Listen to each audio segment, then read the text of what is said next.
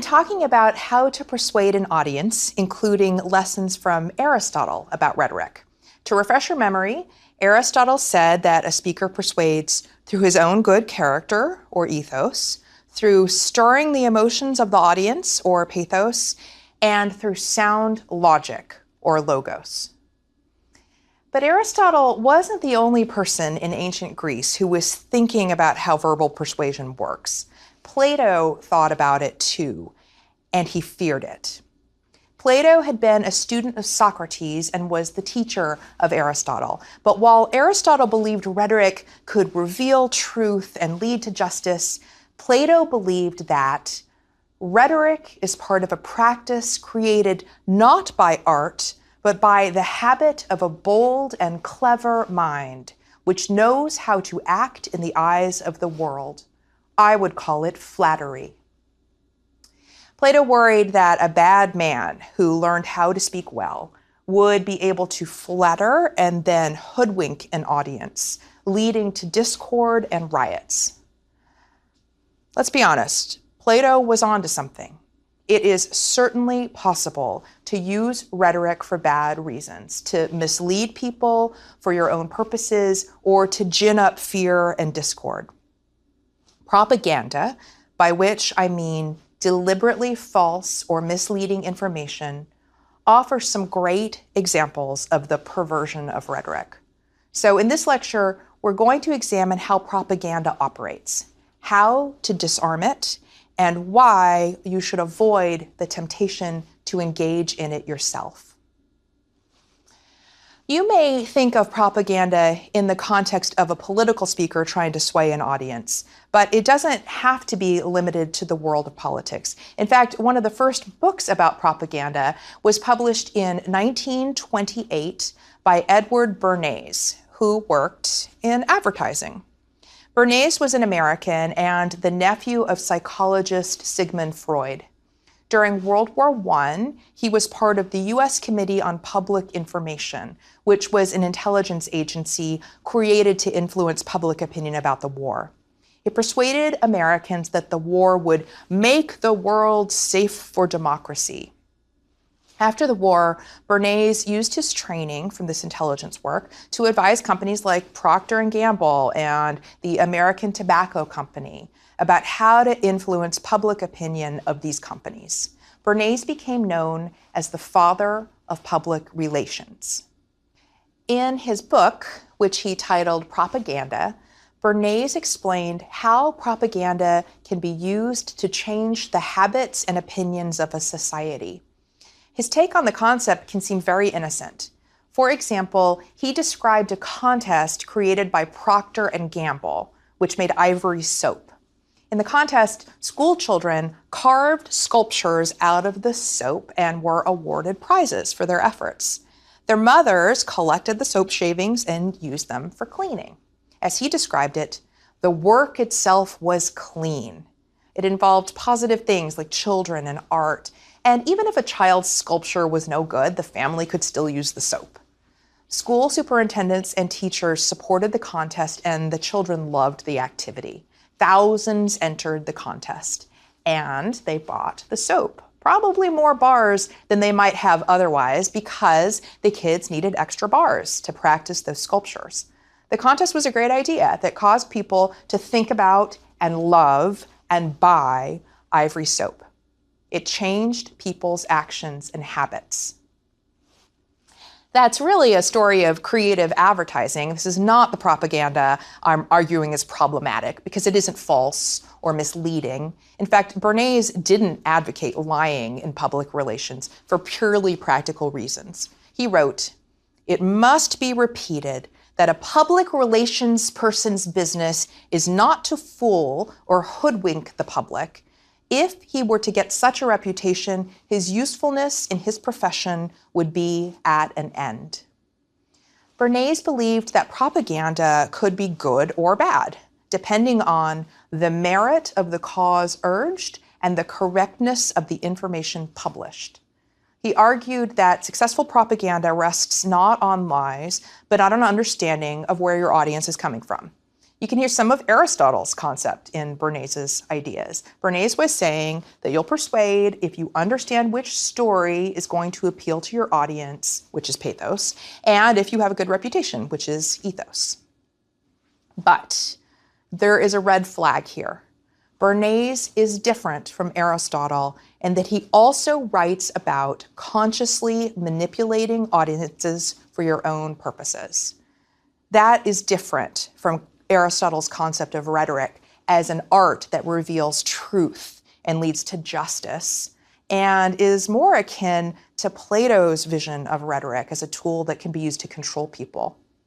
Bernays believed that people who understand how to influence thoughts and feelings were the invisible governors who held true power in our democracy. He wrote, "We are governed, our minds are molded, our tastes formed, our ideas suggested, largely by men we have never heard of."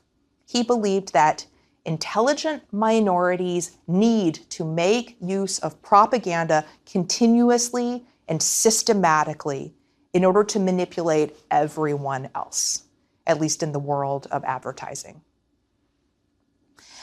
Bernays was dismayed to learn that Joseph Goebbels, who headed the National Ministry of Propaganda and National Enlightenment for the Nazis, read and used his book. But perhaps he should have seen it coming.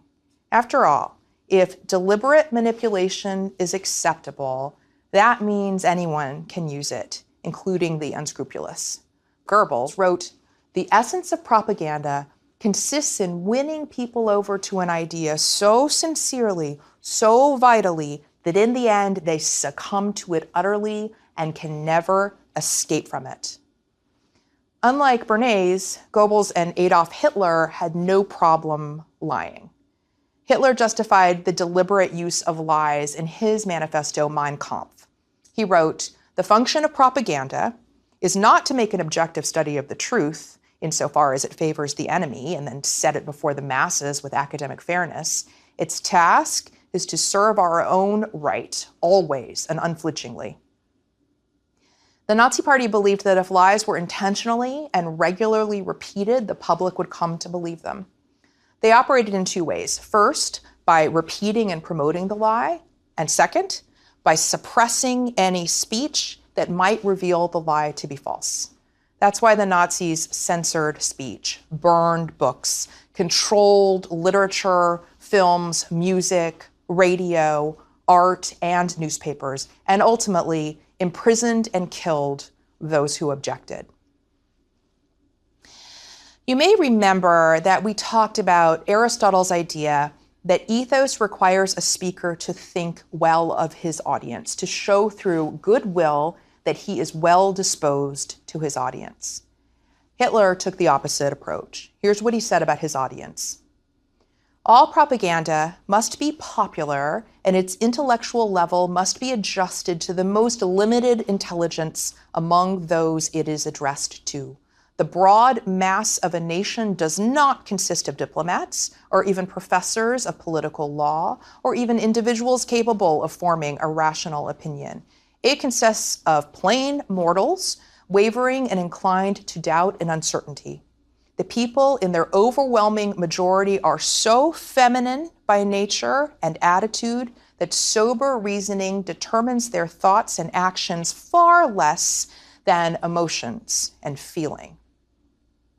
Hitler also understood the power of triggering emotions in his listeners. Nazi rhetoric was characterized by deliberate and constant attempts to incite excitement, hatred, and fear. To spread its message, the party trained roughly 9,800 orators, given the title of party speaker, to promote Nazi beliefs through speaking in a variety of contexts, from small meetings at cafes to massive public rallies. Those public speakers, including Adolf Hitler, were skilled in inciting the mobs to violence against Jews. Hitler's speeches were orchestrated spectacles designed to stir the public's emotions. Goebbels made sure that Hitler's audience was as vast as possible by placing loudspeakers in the streets and making inexpensive radios widely available. The speeches were staged in arenas that could hold crowds of 400,000 people. They were illuminated by searchlights so bright that the light could be seen 100 miles away. Hitler's texts and speeches fomented the crowd's anger about the sufferings inflicted upon them after the First World War, and then he redirected this anger towards Jewish targets, leading to the murders of millions of people. Although the Jews were killed in the greatest numbers, the Nazis also targeted their political opponents, homosexuals, the physically and mentally disabled, and others. As you can see, propaganda is a volatile tool, potentially even a lethal one. The speaker has an agenda of his own. Perhaps it's merely to sell a product, like Edward Bernays, but perhaps his ends are more deplorable, as in the case of a demagogue or a dictator. If a speaker follows the teachings of Edward Bernays, he won't lie because that will ruin his reputation. Instead, he will find the right story that will appeal to his customer base, and that means he isn't using propaganda as I have defined it. He isn't providing false or misleading information with the intention to manipulate. But if he's a dictator or a demagogue, he's fine with lying. Maybe he believes that his purpose is for the greater good and this justifies misleading people. Or maybe he doesn't care about his audience at all, doesn't believe they can think rationally anyway. The point is, either way, the truth isn't the number one issue to the propagandist. What's important is getting people to do what he wants. And he does this by repeating the lie loudly and often, shutting down dissenting voices, and triggering negative emotions like hatred and fear to cause people to react rather than to think.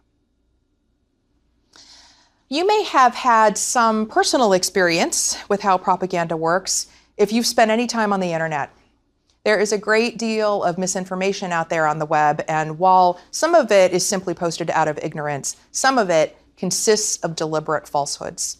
When someone posts a false story, a lie, it often gets picked up and repeated, and suddenly, through that repetition, the lie appears true. And it's usually not repeated in an emotionless, logical sort of way. The story that has legs is likely to be the one that triggers emotions of anger, hatred, or fear. It's always been the case that some speakers are not honest or accurate, and the internet can magnify that problem. Even if a story is ultimately debunked, it can still cause a lot of damage. So it is important for any of us, and especially for any of us who use the internet, to be able to spot propaganda when we see it. If you see a story online that triggers feelings of outrage, anger, or fear in you, your first reaction should be to fact check it. You may have just encountered propaganda. So, what's the antidote to propaganda? Well, Plato would say, just don't use rhetoric at all. But Aristotle contended that anything can be used unjustly, and that's not a good reason to run away from it. Aristotle wrote, "If it might be objected that one who uses such power of speech unjustly might do great harm, that is a charge which may be made in common against all good things except virtue, and above all against the things that are most useful, as strength, health, wealth, generalship. A man can confer the greatest of benefits by a right use of these, and inflict the greatest of injuries by using them wrongly." If we agree with Aristotle that we can't just stop using rhetoric, what else can we do? How about banning propaganda, making it illegal? Some countries do that. For example, in India, the First Amendment to their constitution does not guarantee free speech. It restricts it to prevent abuse.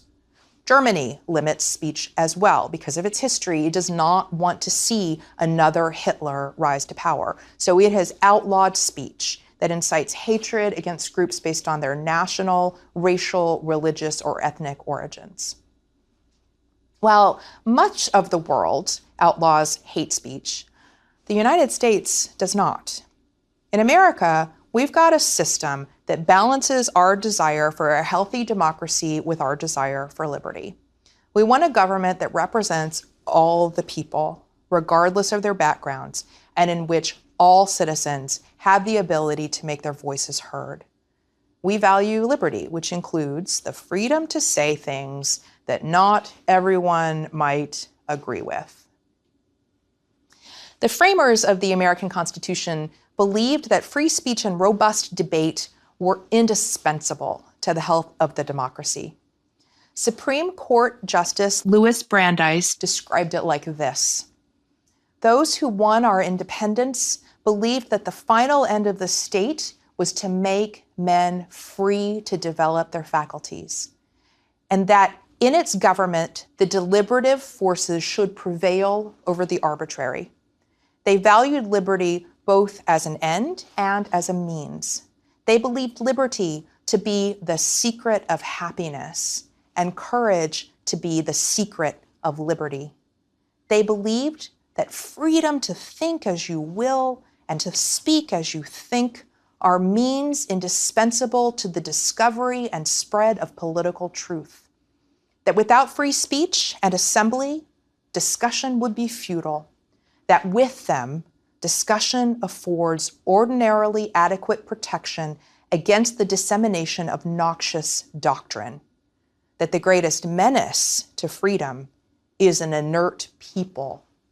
That public discussion is a political duty, and that this should be a fundamental principle of the American government." American democracy has been called a marketplace of ideas, in which an exchange of thoughts through free speech leads to the ultimate good. The idea is that society benefits when citizens are able to express opinions. If the opinions are true, we gain worthwhile knowledge.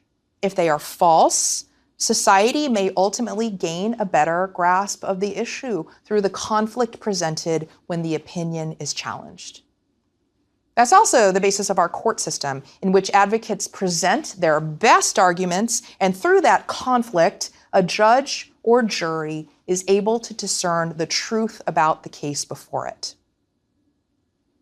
So that's why we have the First Amendment, protecting free speech. The First Amendment says, "Congress shall make no law abridging the freedom of speech."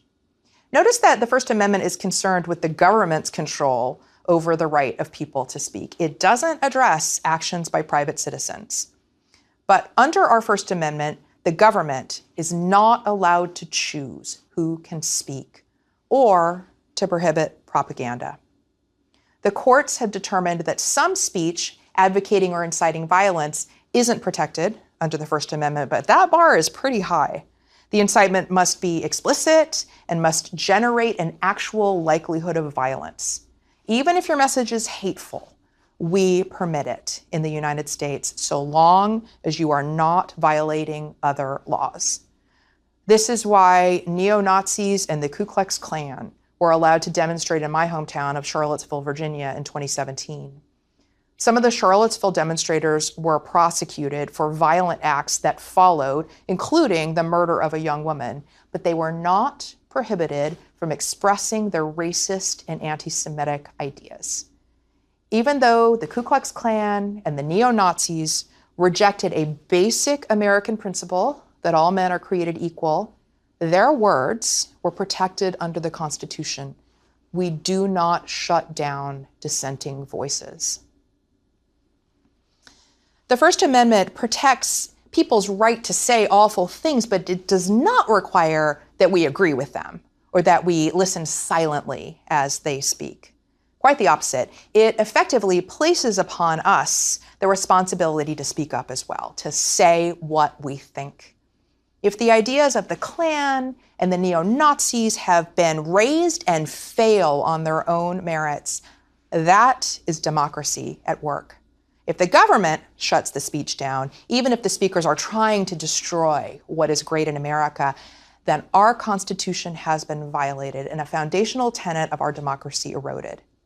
So that's the first part of our answer. In America, we're not going to suppress bad speech. Instead, we are going to confront it with better speech. What is better speech? Aristotle described it in terms of truth, believing that truth will win out in the long run. Recall that he wrote the following, which we considered previously in discussing the subject of ethos. Things that are true and things that are just have a natural tendency to prevail over their opposites. Truth prevails when lies eventually get debunked, Aristotle believed. It takes a lot of work to cover up the truth, which will eventually shine through in the end. Just as we are more likely to believe things that are true, we are also more likely to believe speakers who tell the truth. We believe good men more fully and more readily than others, said Aristotle. Using rhetoric wrongly, as Aristotle suggests, means using it for lies. Remember that we also discussed the following statement from Aristotle in the context of ethos. Men either form a false opinion through want of good sense, or they form a true opinion, but because of their moral badness do not say what they really think. Or finally, they are both sensible and upright, but not well disposed to their hearers, and may fail in consequence to recommend what they know to be the best course. Under an Aristotelian framework, telling the truth makes sense because it's easier, since lies are likely to be revealed, but also because it is good, leading to true opinions rather than false ones, and thereby increasing utility for the benefit of society. Truth is also central to the marketplace of ideas that underpins American democracy. A democratic system depends upon the notion that its citizens are capable of forming their own opinions and sifting through a multitude of others to make a reasonable decision. It is harder, perhaps impossible, for citizens to reach a reasonable conclusion if they are fed inaccurate information. Perhaps, as in the case of the Nazis, it takes time for the lie to collapse. But a political system built on lies is inherently more fragile than one that is based in truth, because it takes work to keep up the pretense of a lie, and because those who recognize the falsity of the lie will resist it. Notice also that a system that does not shut down unpopular speech, believing instead that truth will arise through a clash of ideas, presumes an audience that is able to think and understand. That's consistent with Aristotle's formulation of ethical speech from a speaker with ethos, who approaches his audience with goodwill, not as people to be lied to or manipulated. It's different from Bernays' concept of intelligent minorities who do the thinking for everyone else, or Hitler's formulation of an audience of limited intelligence, unable to engage in sober reasoning. If you assume the best of your audience, you are less likely to engage in disseminating propaganda. Also, you can defend yourself against propaganda if you pay attention to the emotions the speaker is trying to trigger in you. In Book 7 of the Republic, Plato warned that a towering despot is likely to emerge in any democracy and seize power by triggering fear and representing himself to the people as their protector against that threat. Studies by social scientists today show that Plato was onto something. Negative emotions really can impede rational thought. Speech that seeks to churn up the audience by playing on their baser instincts, appealing perhaps to racism, sexism, homophobia, xenophobia, and the like, trigger the emotional part of the brain, the amygdala, which perceives threats and causes us to fight or take flight. When the amygdala is triggered, our bodies release stress hormones, and it is difficult to think logically. Your brain is hijacked by anxiety or anger. Speakers who can stay calm under intense pressure and deliver optimistic messages, like "we have nothing to fear but fear itself," create an environment of trust and fairness and open up space for rational thought. Resonant messages work on your prefrontal cortex, where rational thinking takes place. Dissonant messages, racism, sexism, xenophobia, fear-mongering, can lead to thoughtless reaction and violence. You can protect yourself by noticing your reaction and thinking about what is happening. That moves the activity to your prefrontal cortex and might help you identify propaganda when you hear it. If you are in a discussion and you think that a speaker is fighting unfairly by reaching for deliberately divisive language, take a step back. Listen. And by this, I mean really listen. Don't just focus on what you plan to say next. When you're talking to someone who is experiencing overwhelming emotions, that person is unlikely to be persuaded by purely rational arguments. Furthermore, no one likes to be lectured to or told that they are bigoted or sexist. These sorts of arguments are more likely to anger than persuade. So instead, see if you can see things from the other person's point of view, to get a sense of his or her fears and worries. If you can empathize with what the other person is feeling, you will gain a better understanding of that person's interests and viewpoints. You can then use your own emotions and thinking to help calm the situation, to offer resonant and hopeful messages, and to help the other person move from chaotic emotion to manageable thought. If you can listen, connect emotionally, and remain calm yourself, you will spread that calm and good feeling to others around you. You will change the tone of the debate, and it will be easier for other people to listen to you in turn. But possibly all this time you've been thinking, maybe I should try some of these propaganda techniques myself. Ginning up an audience with anger or fear can win elections, so why not do it? I suppose my answer would be to ask you a question, and that question would be, why are you here? What is your purpose? Speaking with passion and conviction can be exactly what the occasion demands, but speech that aims at manipulating emotions in order to cloud judgment, or speech that is undertaken purely because you are triggered and have not taken the time to think things through, does as much damage to the marketplace of ideas as lying does. As Aristotle wrote, it is not right to pervert the judge by moving him to anger or envy or pity. One might as well warp a carpenter's rule before using it. If a speaker preys on the fears of an audience, foments hatred of others, or deliberately incites a mob, that speaker does nothing to promote a fair exchange of ideas. Consequently, this sort of manipulative speech hinders the progress of democracy and the ultimate purpose of rhetoric as defined by Aristotle, a search for truth. The abuse of pathos can also backfire in the long run. Pandering to people who already agree with you doesn't really get you anywhere. If you speak uncivilly, you may delight and entertain your followers, but you will also trigger the resistance that might be your undoing.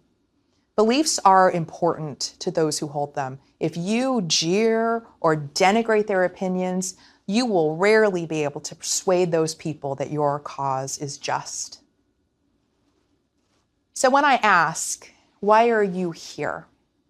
I hope your answer is one that would make both the framers of our Constitution and Aristotle proud.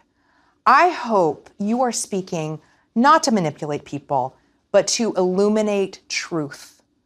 Opponents of any demagogue should aspire to Aristotle's vision of rhetoric, employing a resonant, uplifting message, a fair recitation of facts, calm in the face of hatred and panic, empathy and patience.